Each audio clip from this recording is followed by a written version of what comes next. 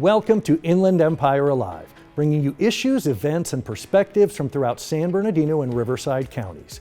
I'm David Brady, and in today's episode, I'll talk to newspaper columnist David Allen, who's been chronicling our region for nearly 3 decades. That's today on Inland Empire Alive.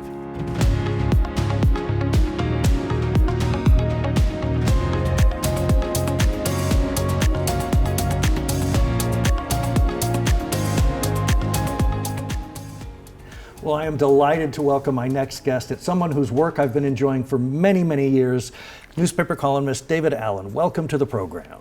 Hello, fellow David. So you and I have a few things in common. I actually worked for the Los Angeles Times about 30 years ago. So when local news was sort of a thing. Tell me, how did you get started? I know you've been working as a California reporter for almost 40 years now. Yeah, from Illinois, but got a job in Northern California out of college, not in journalism, but that got me out here, and journalism was my fallback, so I fell back into that in '87, working for a weekly in Santa Rosa, and then a twice weekly in Rohnert Park, and a daily in Petaluma, and then in '94 came to Victorville, daily paper, so that was a plus. And got me to Southern California, then came to the Inland Valley Daily Bulletin in Ontario in 1997. Figured I'd be there for a year or two, and instead I'm still here 27, almost 28 years later. Which, I mean, to be honest, is a rarity these days. It is a rarity to be still employed at a newspaper after that many years. Does that feel, precarious to be in that position nowadays? Yes. Be lying if I said no. A lot of my friends were journalists, people I met at the paper, and almost none of them are currently working for a newspaper.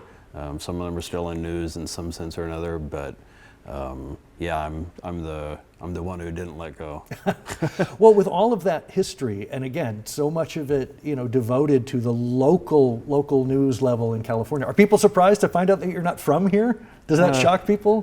People will still ask sometimes, even though I have made it very clear frequently, I'm from Illinois, right, or I my moved adopted here, hometown. and people still, aren't paying close enough attention where they will ask, oh, you grew up here, what city did you grow up in? And, right, what's your favorite restaurant from, childhood? But I take it as a compliment, really, that if my work if I seem to be embedded in the communities to the point where people assume that I have so much local knowledge that I must have grown up here, I take that as a compliment, yeah. Well, with all of that local knowledge, in some ways, you may end up knowing the communities better than the people who've grown up here. I was speaking to the mayor of San Bernardino.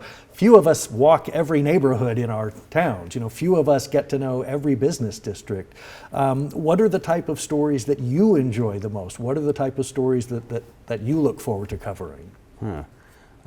Certainly ones that resonate with people, which often are things that, I don't know, let's say a long-time business closes. I don't really like writing about that, in the sense that it's a shame that a place closes. It means something to people, but I like finding those stories that where people do have a connection or intergenerational connection to some business or some aspect of the community.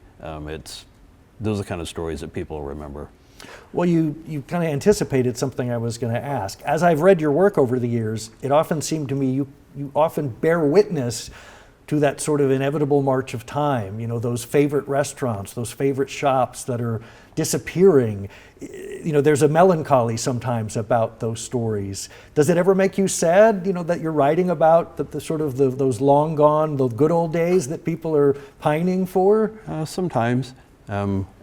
There's a certain amusement factor that there have been a couple of businesses that I think a year ago I went to a hardware store in Rancho Cucamonga that was closing, and it was older owner, so he knew me on site even though I'd never met him before. But knew me from the newspaper, and it was inevitable that I was going to show up.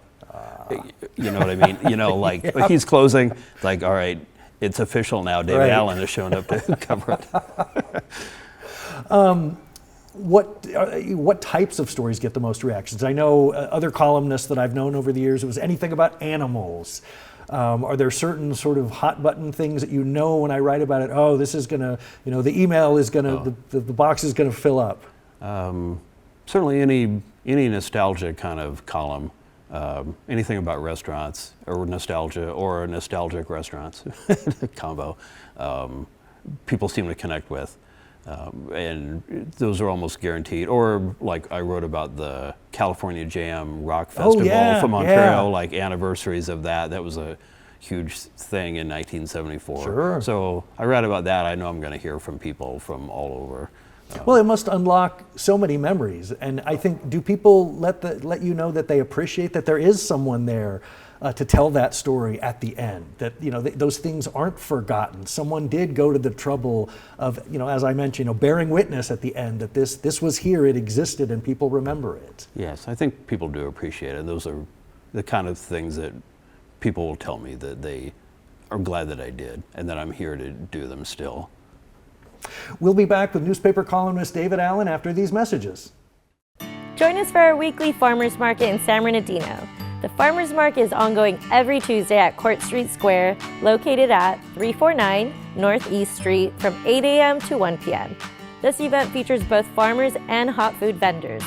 Come purchase fresh produce at the farmers market and enjoy a nutritious lunch for the day. This is a certified farmers market with fresh and quality produce grown by real farmers from the region. For more information, visit our website at sbcity.org/parks. You can also call us at 909-384-5233 or email us at recreation@sbcity.org. See you there.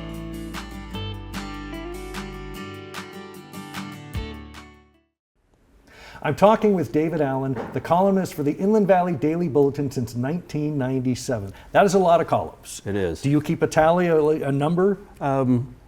It's like basically 150 a year. 3 a week, 52 weeks, skip a couple for vacation. So I've assumed that I've written something like, I think it's 3,500 by now. So when people ask me, oh, what's your favorite column? I think, really? I can tell you the next one I'm working on, Sure, and the two after sure. that probably, but.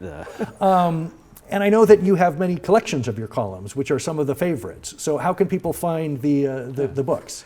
Current one, Waving at Strangers. And explain the title. So it's me, and the photo is of me when I was Grand Marshal of the Pomona Christmas Parade in 2007, and I made a joke in the column about how, when you're riding in a parade, you're just Sure. waving at strangers. And they're waving at you thinking you must be famous, right? Yeah, exactly. So this is the best of my work from 2006 to 2010. Now, let me ask, do you get to choose the best of? Oh, yes. Or is it readers who voted? Or is it your editor who said, no, it's got to be this one? No, it was me. I reread everything and picked the 15 best per year in my estimation out of the 150. So it was a lot of, for me, tough choices. But do you have some that you regret? Are there any you're like, oh, I hope that one never sees the light of day? A handful, yeah. Do you get any that provoke a negative response? Do you have folks that are really unhappy about either the way you wrote about something or, Before I went on, I was checking Twitter, and somebody was roasting me over today's column. I think he just didn't get it. Were you prepared for that aspect of this role, that it does expose you to, people, like you say, they do start to recognize you out in public and they do start to give you a piece of their mind, and Yeah. was that a tough part to adjust to, that sort of, again, the lack of anonymity? At times, but if you write for a newspaper and you're recognized on the street in 2024, that can only be a compliment, right? I mean, people will act like I'm famous in some way or whatever. It's a very low level of fame. But if one person out of 100 in a room knows who I am, that's a nice feeling. Maybe in the 90s it would have been 5 or 10 out of 100, sure. but there are still people who are paying attention, and God bless them. Well, with the shrinkage of not just local news, but news in general, and the rise of the internet and spam and now AI, how do you stay positive and inspired to keep doing what you're doing when it seems like the art of writing has become so devalued these days? Oh, you're depressing me, Dave. You know, there are just so many great stories out there to tell, and I like being a columnist because it's my choice as which ones to do. So I get it right about... Right, a chatbot cannot do what you do. Exactly. I mean, I'm going out in person and talking to people face to face generally. I'm going to city council meetings. I'm or corralling information that I have or that I have unearthed, whatever. It's Right, with years of institutional memory and history and knowing the players too, and you can't replicate that with an algorithm. No, I agree. Well, where We're on can the people- same page here. Where can people find your work? I want to make sure that we let people know. And For how sure. often is your work appearing? Every Wednesday, Friday, Sunday Okay. in the Southern California News Group Inland Empire papers, including the San Bernardino Sun, All right. Inland Valley Daily Bulletin, Riverside Press Enterprise, and Redlands Daily Facts. So sbsun.com. Well, I understand there's a blog that kind of collects links to most of your columns at the insidesocal.com/David Allen. Yes. People also can reach you on Facebook, facebook.com/David Allen Columnist. You mentioned X, formerly Yes. Twitter, at David Allen 909. And if you want to email David, how often do you accept column ideas from readers? Is that typically a great source of ideas? It is. You know, it's a shame that, you know, there aren't 12 of me or that I can't just turn columns around every hour or something. I mean, I do get a lot of ideas that I can't pursue, but I'm always looking for ideas. Okay. DALLEN@scng.com. Well, again, I won't ask you a favorite column, but I will ask you, is there, again, you mentioned that this was not something you aspired to when you grew up. Is there advice you would give to someone who wants to be, if not a columnist, a storyteller in some medium that maybe doesn't even exist yet, some app that hasn't been created yet? I'm going to say, if you'd asked if I had advice for people who want to go into journalism or newspapers, I'd say don't do it. Not But necessarily just to journalism. tell But stories. is it a sense of curiosity? Is it a sense Yeah. of wanting to understand other people and how things work and how things tick? Yeah, all of that. All right. I mean, I think if I weren't, that is a trait that people have noticed in me, is just curiosity. And I think that's true of any journalist, certainly. We're curious about the world. We're curious how things work or why things happen or why people react the way they do or whatever. You know, when you're in journalism, you kind of know, a little bit about a lot, right? So, and that's one of the things I find so fascinating about it is that, you know a little bit about the court system or local government or businesses or all freeway construction, whatever, all sorts of things that most people wouldn't know. So you have to be curious to do what I do. Maybe I'm curious in another way. and to tell a story, you just have to tell it like you're telling a friend. You can't get too hung up on the mechanics of it or being too formal about it. What's the most interesting part of this, and tell that. Well, David Allen, as long as you keep writing, we will keep reading. Thank you so much for being on the program. Thank you.